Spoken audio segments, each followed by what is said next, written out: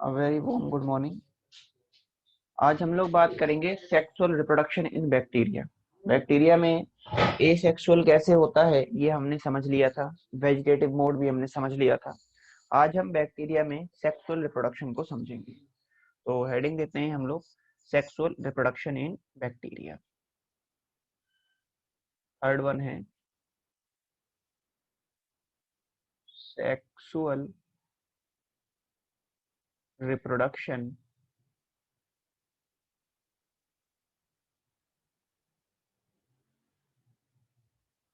इन bacteria. Bacteria में sexual reproduction किस तरह से होता है। तो बैक्टीरिया में यदि सेक्सुअल रिप्रोडक्शन की बात करें तो हम ये बोल सकते हैं कि ट्रू सेक्सुअल रिप्रोडक्शन तो बैक्टीरिया में नहीं होता। तो हम ये कह सकते हैं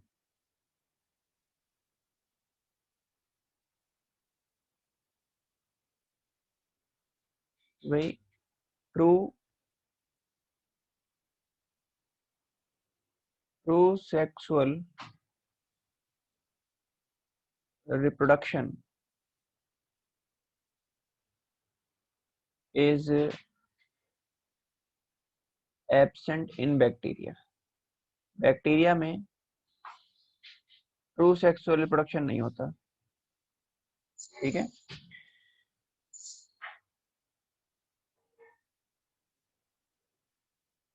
लेकिन सेक्सुअल रिप्रोडक्शन जो होता है बैक्टीरिया में, उसमें डीएनए ट्रांसफर होता है एक बैक्टीरिया से दूसरे बैक्टीरिया के अंदर।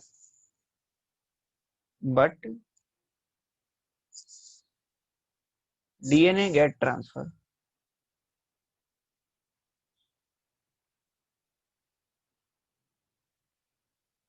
DNA get transfer from one bacteria या one bacterial strain to other. मतलब एक बैक्टीरिया से दूसरे बैक्टीरिया में डीएनए का ट्रांसफर होता है।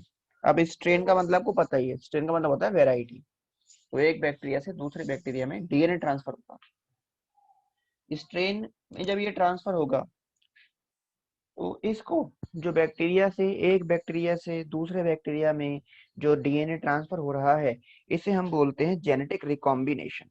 ठीक है। या इसको मेरो मिक्सिस भी बोला जाता है या फिर पैरासेक्सुअल हाइब्रिडाइजेशन भी कहते हैं। तो हम ये बोल सकते हैं this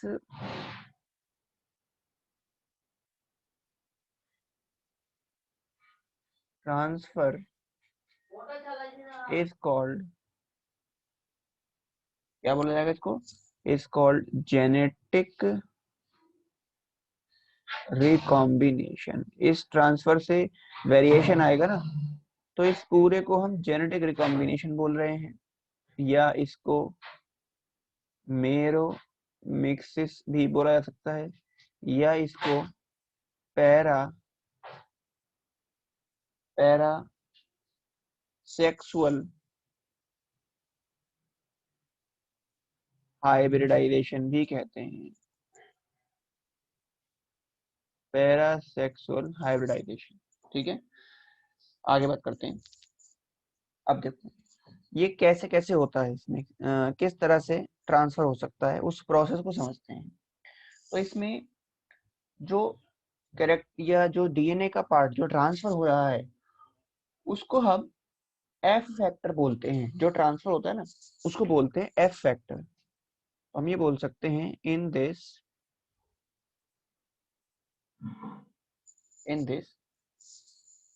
process transfer of F factor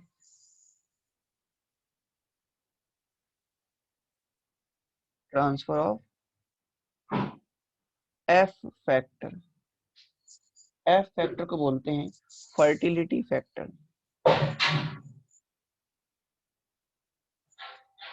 fertility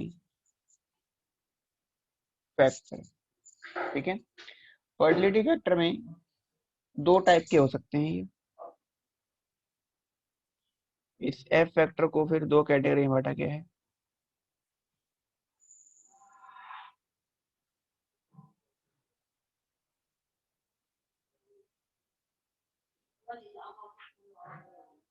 देखो कौन कौन सा हो सकता है। एक होता है जो कि मेल में देखा जाएगा, उसको बोलेंगे एफ पॉजिटिव, ठीक है। तो एक तो हो जाएगा एफ पॉजिटिव।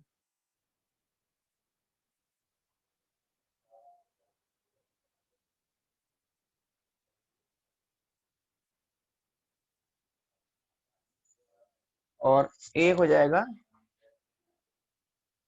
F negative. तो एक होता है एफ पॉजिटिव,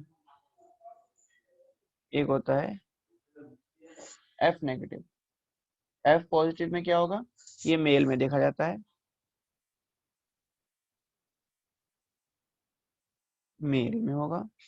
और एफ नेगेटिव किस में होगा, ये फीमेल में देखा जाएगा, ठीक है। या हम एक भी चीज और कह सकते हैं कि जो फर्टिलिटी फैक्टर है एफ फैक्टर, वो मेल बैक्टीरिया में तो प्रेजेंट होता है, ये है एफ फैक्टर, ठीक है, जिसे एफ प्लस बोल रहे हैं। एफ प्लस का मतलब है कि फर्टिलिटी फैक्टर मेल के अंदर तो है, फीमेल के अंदर एब्सेंट होता है। तो ये एफ नेगेटिव कंडीशन किसमें है, इन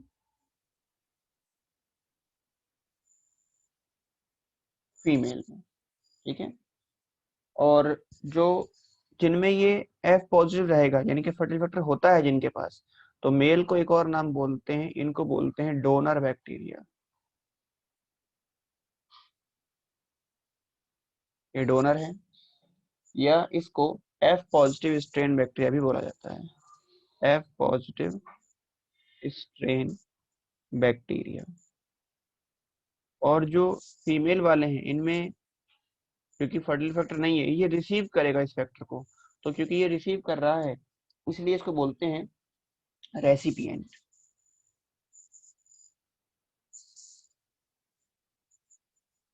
इन्हें रेसिपिएंट बोलेंगे, या इसको एफ नेगेटिव स्ट्रेन भी कहते हैं, ठीक है। रेसिपिएंट भी बोलते हैं, या इसको एफ नेगेटिव स्ट्रेन भी कहा जाता है। तो ये होगा आपके फर्टिलिटी फैक्टर, पॉजिटिव और नेगेटिव। आगे बात करें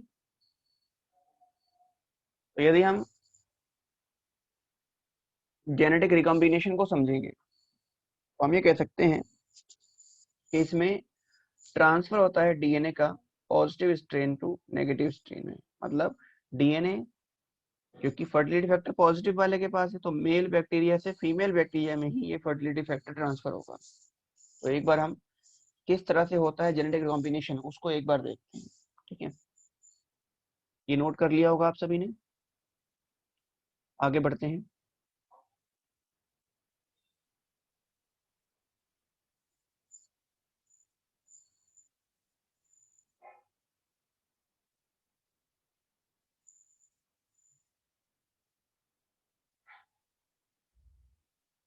genetic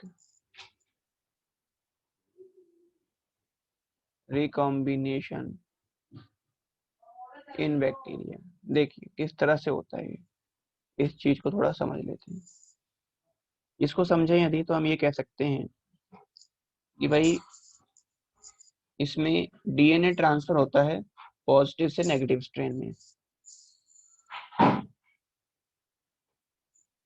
DNA transfer from positive to negative strain, F positive strain to F negative strain, ठीक है। पॉजिटिव से नेगेटिव में डीएनए ट्रांसफर होगा, किस तरह से होगा एक बार देखते हैं। देखो, जैसे दो बैक्टीरिया हम बनाते हैं, एक पॉजिटिव स्ट्रेन वाला और एक नेगेटिव वाला। तो ये तो हो गया बैक्टीरिया जिसमें फर्टिलिटी फैक्टर है पॉजिटिव स्ट्रेन, और इसको बोल रहे हैं एफ पॉजिटिव। और एक हो गया नेगेटिव वाला, एफ नेगेटिव। अब क्या होगा, डीएनए का रेप्लिकेशन होगा पहले एफ पॉजिटिव स्ट्रेन में। तो सबसे पहले क्या होगा, इसमें पॉजिटिव वाले में, इसमें होता है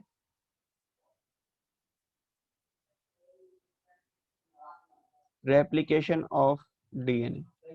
रेप्लिकेशन का मतलब है एक डीएनए से दो डीएनए बन जाएंगे, तो इसकी एक कॉपी तैयार हो गई, एक ये हो गया और एक ये तैयार हो गया।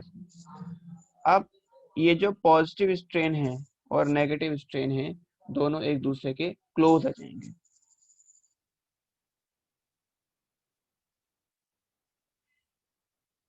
बोथ स्ट्रेन कम क्लोज, दोनों से क्लोज आएंगे इस तरह से कुछ।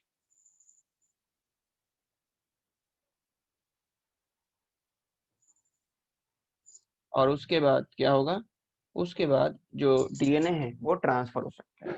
अब यहाँ पर जैसे ही दोनों से क्लोज आ गए, अब ये डीएनए ट्रांसफर होने के हमारे पास इसमें तीन तरीके हो सकते हैं, तीन तरह से ये डीएनए ट्रांसफर हो सकता है। पहला ट्रांसफॉर्मेशन हो सकता है, दूसरा ट्रांसडक्शन हो सकता है, और तीसरा कॉन्जुगेशन हो सकता है। तो तीन तरीके हैं यहाँ पर बैक्टीरिया के अंदर, कौन कौन से हैं? इसके आगे थ्री वे हैं, देखिए कौन कौन से होते हैं।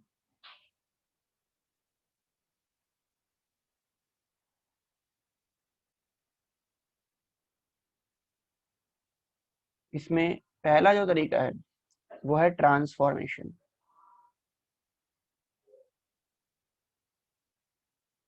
फर्स्ट है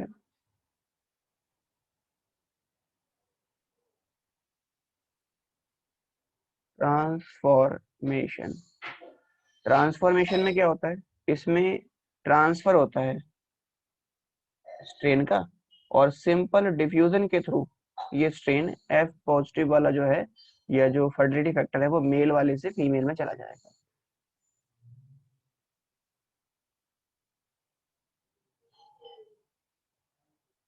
transfer by simple diffusion,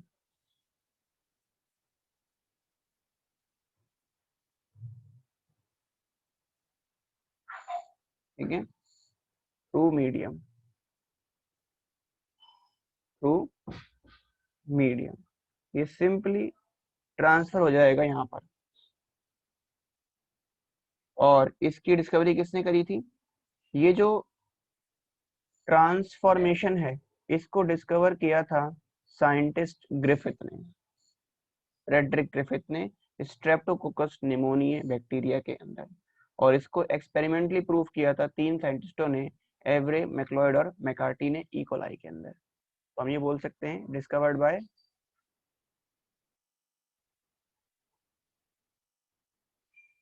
bye Frederick Griffith. ये जो ग्रिफिथ वाला एक्सपेरिमेंट है ना, ये जेनेटिक्स में आएगा, +2 क्लास में आपको जेनेटिक्स में पढ़ना होता है।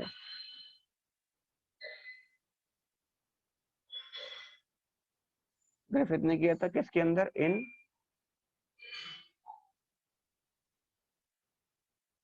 स्ट्रेप्टोकोकस निमोनिया में, ठीक है, बैक्टीरिया का नाम है स्ट्रेप्टोकोकस निमोनिया, इसके अंदर डिस्कवर किया था। और इसको एक्सपेरिमेंटली प्रूव किसने किया था?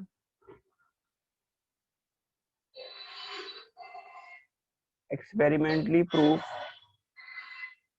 बाय, एक्सपेरिमेंटली प्रूफ किया था इसको एवरे, मैक्लॉयड और मैकार्टी ने।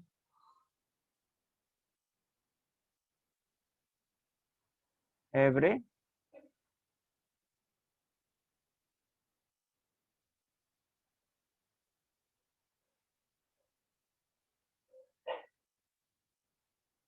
एवरे, मैक्लॉयड या मैक्लियोड एंड मैकार्टी। और किस में किया था? इन ई कोलाई बैक्टीरिया में किया था इन्होंने, ठीक है जी। तो ये हो गया आपका ट्रांसफॉर्मेशन। फिर दूसरा जो तरीका है इसके ट्रांसफर होने का डीएनए के एक बैक्टीरिया दूसरे बैक्टीरिया में, वो है ट्रांसडक्शन। दूसरा है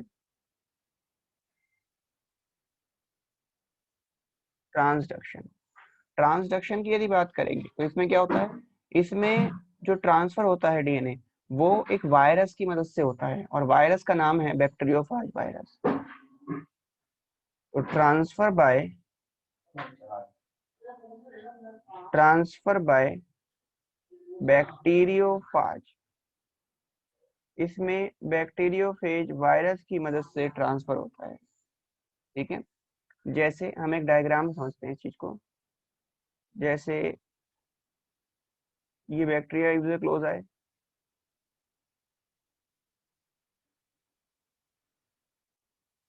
ठीक है, अब क्या करेगा, एक वायरस इन्फेक्ट करेगा इसको से।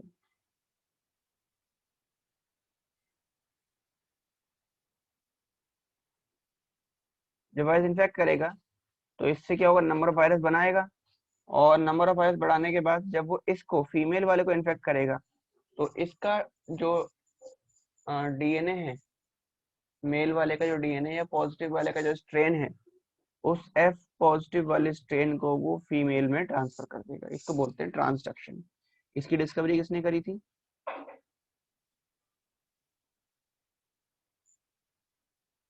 Discovered by Lederberg and Zinder ने।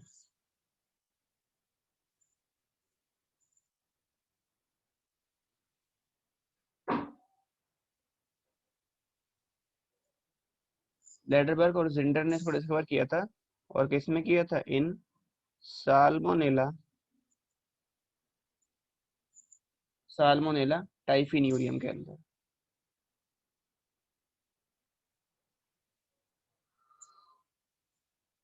Salmonella टाइफिन्यूरियम।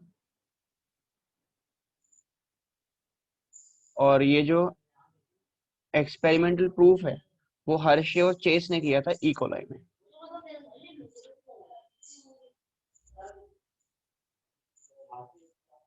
Experimental proof by Hershey and Chase in E coli. ठीक है, ये भी हम एक्सपेरिमेंट जेनेटिक्स के अंदर ही पढ़ेंगे। इसके बाद तीसरा जो तरीका है वो है कॉन्जुगेशन का। थर्ड है कॉन्जुगेशन।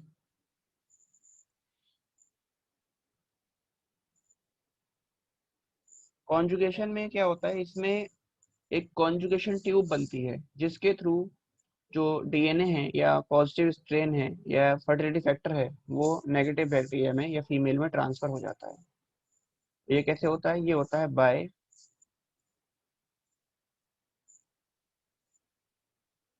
कॉन्जुगेशन ट्यूब के द्वारा होता है ये। जैसे दो बैक्टीरिया हम बनाते हैं यहाँ पे,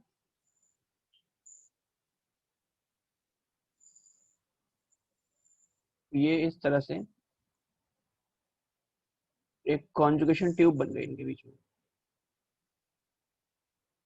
इसी ट्यूब से ये डीएनए इसमें ट्रांसफर हो जाएगा पॉजिटिव से नेगेटिव स्ट्रेन में।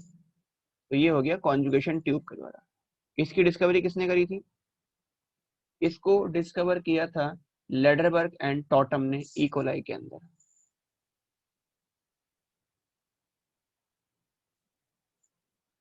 Discovered by Lederberg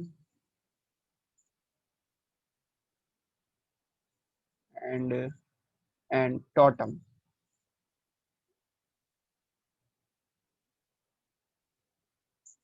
on E coli.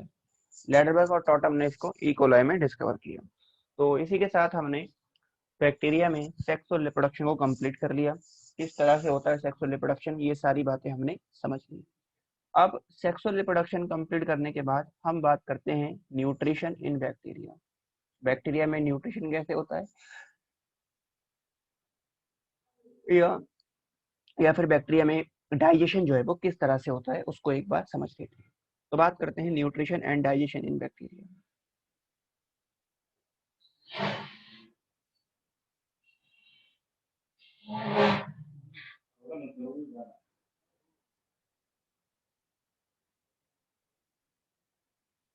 तो हम बात करते हैं यहाँ पर अब nutrition and digestion in bacteria.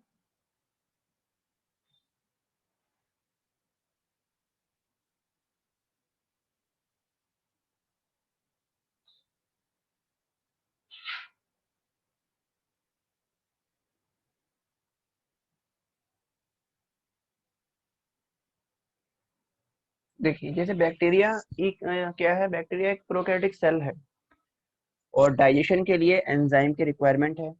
ये जो सारे डाइजेस्टिव एंजाइम हैं ये सब पेरीप्लाज्मिक स्पेस में देखे जाते हैं। प्रोकैरियोटिक सेल में जो पेरीप्लाज्मिक स्पेस है वहां पर ये डाइजेस्टिव एंजाइम प्रेजेंट रहते हैं। पेरीप्लाज्मिक स्पेस कहाँ होता है, ये सेल वॉल और प्लाज्मा मेम्ब्रेन के बीच में देखा जाता है। तो हम ये बोल सकते हैं डाइजेस्टिव एंजाइम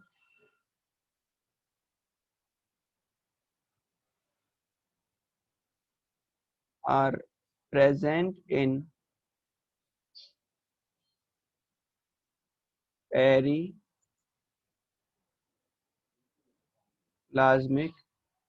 स्पेस। और ये पेरीप्लाज्मिक स्पेस जो है ये कहाँ होता है, present between cell wall and plasma membrane. जैसे यूकैरियोटिक सेल में लाइसोसोम होते हैं उसी तरह से बैक्टीरिया में या प्रोकैरियोटिक सेल में क्या होते हैं, इनके अंदर पेरिप्लाज्मिक स्पेस होता है। तो हम ये बोल सकते हैं कि ये एनालॉगस है, किसकी तरह है, क्योंकि इसका फंक्शन और लाइसोसोम का फंक्शन सेम है। तो ये बोल सकते हैं it is analogous to lysosome. ठीक है, एनालॉगस मतलब जिनका फंक्शन सेम हो, स्ट्रक्चर तो अलग अलग होगा लेकिन फंक्शन सेम होगा। बैक्टीरिया के अंदर लाइसोसोम नहीं होता। इन बैक्टीरिया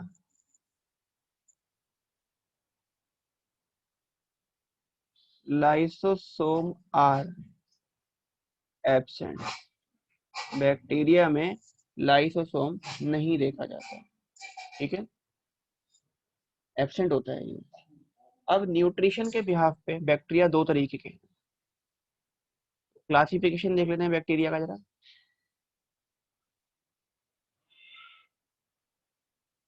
बैक्टीरिया को न्यूट्रिशन के बिहाफ पे दो कैटेगरी में बांटा गया है।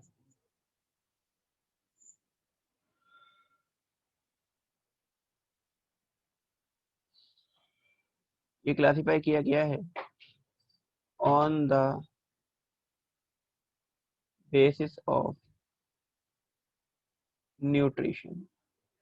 यदि बैक्टीरिया अपना फूड खुद सिंथेसाइज कर रहा है, किसी दूसरे ऑर्गेनिज्म पर डिपेंड नहीं करता, तो ऐसे बैक्टीरिया को बोलते हैं ऑटोट्रॉफिक बैक्टीरिया। तो पहले आते हैं autotrophic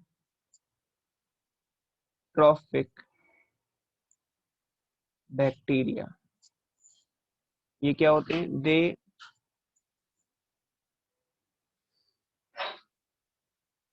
synthesized their food by itself। खुद अपना फूड बनाते हैं तो ये कहलाएंगे ऑटोट्रॉफिक। और जो दूसरे ऑर्गेनिज्म पे डिपेंड करेंगे वो कहलाएंगे हेट्रोट्रॉफिक। दूसरे हैं हेट्रोट्रॉफिक बैक्टीरिया। ये करते हैं depends on other for food. ये फूड के लिए दूसरों पर डिपेंड करते हैं।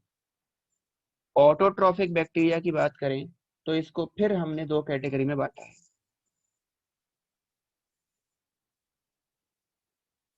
ये दो टाइप के हो सकते हैं। कौन कौन से, एक होते हैं फोटो ऑटोट्रॉफिक, दूसरे हैं chemo autotrophic. Photo autotrophic bacteria और दूसरे हैं chemo autotrophic bacteria. Photo autotrophic bacteria की बात करेंगे तो ये फूड फोटोसिंथेसिस के द्वारा बना रहे हैं। तो कैसे बना रहे हैं, बाय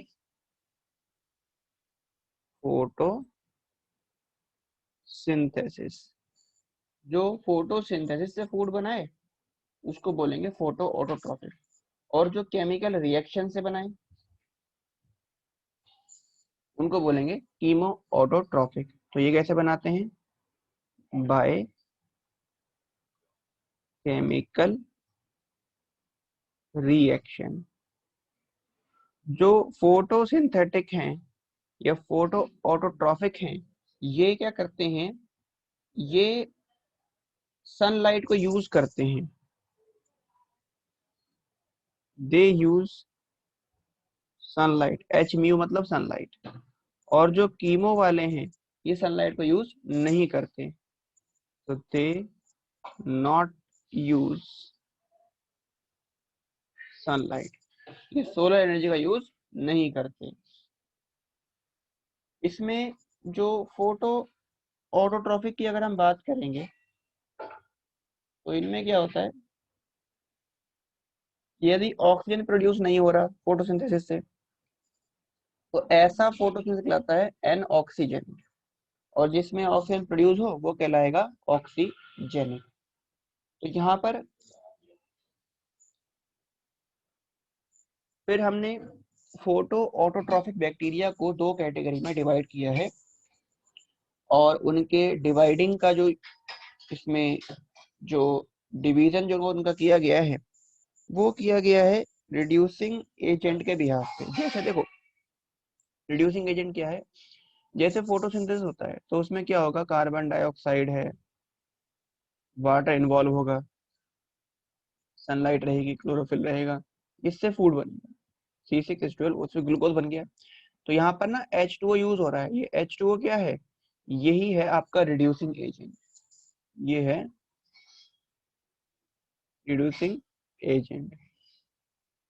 लेकिन बैक्टीरिया में, इन बैक्टीरिया में रिड्यूसिंग एजेंट जो है वो वाटर नहीं होता। तो हम यहाँ लिख सकते हैं water is not a reducing agent.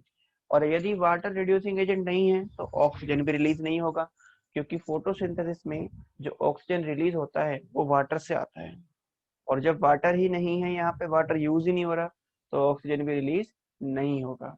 इसलिए ऐसे बैक्टीरिया या ऐसा फोटोसिंथेसिस एनऑक्सीजेनिक कहलाता है। ठीक है, तो इनमें जो फोटोसिंथेसिस है वो एनऑक्सीजेनिक है।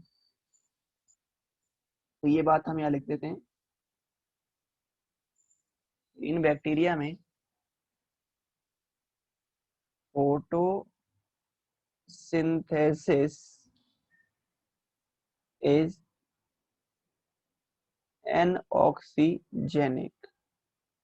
ठीक है, इसका मतलब क्या हुआ, इसका मतलब है ऑक्सीजन इज नॉट इवॉल्व, इसमें ऑक्सीजन इवॉल्व नहीं हो रहा, ऑक्सीजन निकल नहीं रहा। क्यों नहीं निकल रहा, उसका रीजन क्या है, because water is not used as reducing agent, water is not used as reducing agent, क्योंकि इसमें वाटर रिड्यूसिंग एजेंट की तरह यूज नहीं हो रहा। तो अब जो रिड्यूसिंग एजेंट यूज होगा उसके बिहाफ पे फोटो ऑटोट्रॉफिक बैक्टीरिया दो तरह के हो सकते हैं। ठीक है, और इसको हम नेक्स्ट क्लास के अंदर डिस्कस करेंगे। तो नेक्स्ट क्लास में हम जो बाकी के इसमें बैक्टीरिया बचे हैं उनको एक बार डिस्कस कर लेंगे।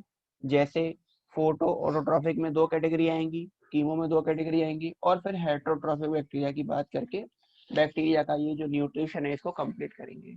तो यहाँ तक करके रखते हैं, बाकी करते हैं नेक्स्ट क्लास के अंदर। Thank you so much.